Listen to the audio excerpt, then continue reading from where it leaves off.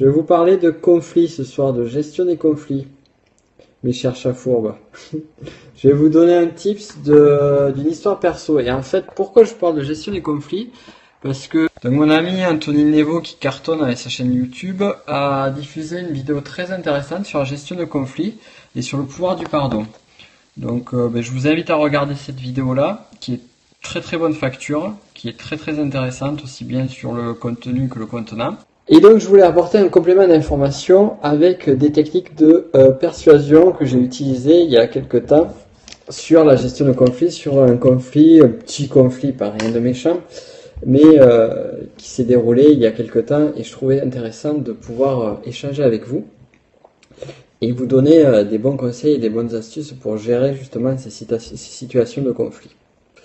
Donc tout d'abord, est-ce que ça vous intéresse?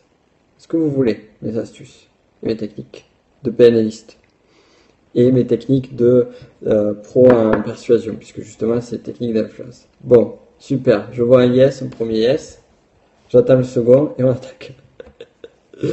J'aime bien me faire désirer. Alors, donc l'histoire que je vais vous raconter, c'est une histoire qui est liée à mon déménagement. Alors, comme tous les déménagements, il y a forcément des petites aventures qui se passent et des petites choses pas très méchantes, mais qui sont toujours un petit peu gênantes. Alors, quand j'ai fait le déménagement, quand j'ai fait l'état des lieux, la personne qui m'a fait faire l'état des lieux, déjà ne savait pas trop les bonnes informations pour moi, dont notamment le fait qu'il y ait un cellier ou pas. D'ailleurs, je ne sais toujours pas si j'ai un cellier ou pas, mais bon, ça c'est une autre histoire. Et m'a donné une place de parking. Donc il m'a dit, bon, vous, votre place de parking, c'est la place 13. Ok, très bien, c'est la place 13, je prends la place 13. Donc j'arrive dans l'appartement, je me dis, bon, je vais me garer à la place 13. Je me gare à la place 13, je rentre, je monte quelques cartons, je fais quelques trucs, un peu de rangement, et je ressors. Et là, à la place 13, donc il y avait toujours ma voiture, je vous rassure, et qu'est-ce que je vois? Je vois une femme qui était en train d'écrire un mot sur le pare-brise de ma voiture. Donc je viens la voir, un petit peu surpris sur le coup, et je lui dis, excusez-moi, mais c'est ma voiture là. Et là, la personne, je vois qu'elle n'était pas du tout contente. Elle était dans une émotion très négative, très désagréable, ce qui laisse prévoir le fameux conflit. Elle me dit, oui, j'allais vous écrire un mot parce que c'est interdit de stationner sur cette place, c'est ma place, c'est pas la première fois qu'on stationne sur ma place, donc c'est interdit, ne stationnez plus cette voiture sur ma place. Et je la voyais stressée et énervée. Donc là, on a deux façons de réagir. Soit on réagit émotionnellement comme la personne, donc on rentre dans ce côté stress et agression, puisque finalement la façon dont elle a parlé, j'aurais pu me sentir agressé. Et là, on va monter crescendo et on va faire en sorte que le conflit va s'amplifier de plus en plus, jusqu'à éclater complètement. Donc connaissant les bonnes techniques de PNL, je savais qu'il ne fallait pas gérer cette chose de cette façon-là. Puis comme j'étais assez cool, je ne me suis pas laissé bouffer par les émotions. Et plutôt que d'être dans la partie agressivité, je l'ai pris vraiment à l'envers. J'ai commencé à lui sourire, à être sympathique, et de lui dire, bon, bonjour, je comprends votre souci. Écoutez, je lui explique mon histoire. Écoutez, moi, je viens juste de faire état des lieux, je viens juste d'arriver. On m'a dit que la place 13, c'était ma place de parking. Je lui ai fait manger son papier. Et non, justement. Donc je lui ai dit, voilà, mais ok, la place 13, on m'a dit que c'était cette place-là de parking qui était la mienne. Donc moi, je me suis garé là. Mais apparemment, il y a une erreur. Écoutez, on va résoudre ça ensemble. Donc ça, c'est le premier point. Déjà, d'un point de vue énergétique, d'un point de vue émotionnel, j'ai basculé sur une autre émotion et j'ai commencé à sourire et à commencer à parler de façon plus décontractée. J'ai essayé de faire deux, trois blagues pour faire en sorte de calmer la situation. Donc ça, déjà, ça a pu aider. Et après, j'ai ajouté quelque chose de très intéressant, un point de vue de la persuasion, qui a justement fait en sorte que j'ai pu transformer cet ennemi, on va dire, en allié. Donc là déjà, le simple fait de travailler d'un point de vue de la dynamique de l'état émotionnel, être dans un état d'esprit cool, décontracté, ça a déjà fait retomber la pression chez la personne. Et ce que j'ai fait pour arriver à la transformer en allié, c'est que je lui ai tout simplement dit, écoutez, il y a un problème, on va trouver une solution et on va essayer de voir ensemble ce qui se passe. Et ce que j'ai fait, en fait, c'est que j'ai commencé à chercher un ennemi commun.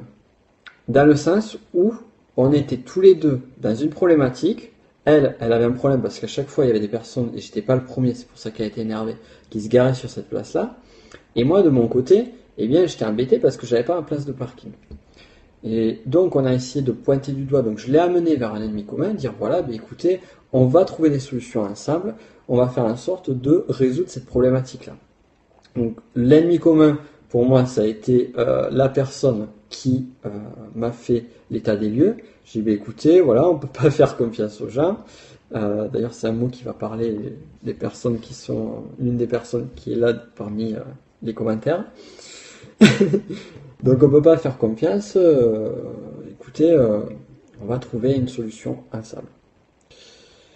Et donc, cette histoire a fait que, progressivement, en discutant, on a commencé à essayer de voir justement où était le problème. Donc on a parlé du syndic, on a parlé de différentes choses. Et au fur et à mesure du temps, le fait d'avoir trouvé un ennemi commun, ça a mutualisé. Au lieu d'être deux personnes qui sont opposées, on a mis une troisième personne et deux personnes se sont soudées pour justement aller contre cette troisième personne.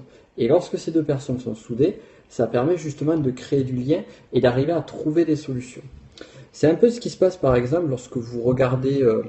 on peut le voir dans certains films ou dans certaines séries ou dans certains, lorsqu'on s'intéresse à l'histoire, dans certaines grandes guerres.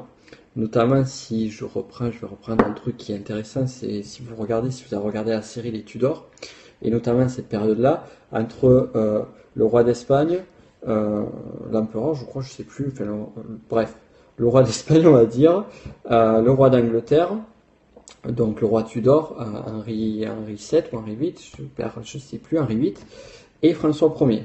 Et ce qui était marrant, en fait, avec ces trois personnes-là, c'est qu'ils essayaient de récupérer l'Europe. Et à chaque fois que l'un des protagonistes attaquait un autre, eh bien, très souvent, les deux, sachant que tous les trois étaient ennemis, deux des trois pouvaient se souder, se lier pour essayer de battre un ennemi commun. Et c'est là que les alliances se formaient. Et lorsque vous trouvez un ennemi commun, vous pouvez créer une alliance avec une personne qui me fait rire, chère sœur, le roi d'Agobert. Trouver une alliance avec une personne qui, justement, à la base, est censée être un ennemi. Donc ça, c'est une très bonne technique lorsque vous êtes dans une situation de conflit, lorsque vous avez des difficultés. Par exemple, lorsque vous avez des difficultés avec des collègues de boulot ou avec des personnes de votre famille ou autres, cherchez et trouvez un ennemi commun. Et dirigez votre effort sur les solutions pour arriver à, entre guillemets, vaincre cet ennemi commun. Donc c'est pas très développement personnel ce que je vous dis, dans le sens où c'est pas forcément une bonne idée de chercher un ennemi et d'être plutôt dans les émotions négatives, mais nous on n'est pas là pour faire du développement personnel et on n'est pas là dans le monde des bisounours, on est là pour trouver des solutions qui marchent et qui vous permettent d'avoir des super résultats. Et ça, c'est une solution qui vous permettra de fédérer les personnes autour de vous. C'est une technique aussi qui marche en marketing. Lorsqu'en marketing, vous partez à vos clients et que vous pointez du doigt un ennemi commun, l'ennemi commun de vous et de votre client, eh bien votre client sera beaucoup plus attiré, sera beaucoup plus intéressé par ce que vous avez à lui donner. Donc passez bien cette idée, cette recherche d'ennemis communs. Pour en revenir à mon histoire et la conclusion de cette histoire, ce qui s'est passé, c'est qu'en fait, à la fin de la discussion, eh bien, cette personne était donc s'est liée on va pas dire d'amitié, mais j'ai réussi à créer un lien avec cette personne-là, au point qu'elle allait se renseigner auprès de son père, qui fait partie du syndic de la propriété, pour trouver une solution pour les places de parking d'un côté et pour la fameuse histoire de Sylvie dont je vous ai parlé juste avant. Donc au final d'un conflit, je suis arrivé à quelque chose de positif et quelque chose qui a amené des opportunités pour moi. Et ce, grâce à deux raisons essentielles. Un, j'étais dans le bon état émotionnel et j'ai réussi à changer la dynamique par rapport au conflit. Et deux, j'ai recherché un ennemi commun et trouvé des solutions ensemble au problème. Voilà donc ce que je vous invite à faire si vous voulez justement mieux gérer des situations de conflit, des situations de stress. et vous verrez que vous aurez des super résultats. Sur ce, je vous souhaite donc une excellente soirée ou journée si vous regardez un rediff. Et je vous dis donc de briser les barrières, kiffer la life, et on se retrouve très vite, sûrement. Ouais, oui, c'est même sûr et certain. On se retrouvera demain matin et j'aurai en plus avec moi un invité surprise, voire 2 invités dans la journée, voire plus même. Je vous souhaite donc une excellente journée, une excellente soirée et je vous dis à très vite. A plus mes chats fourbes. Ciao!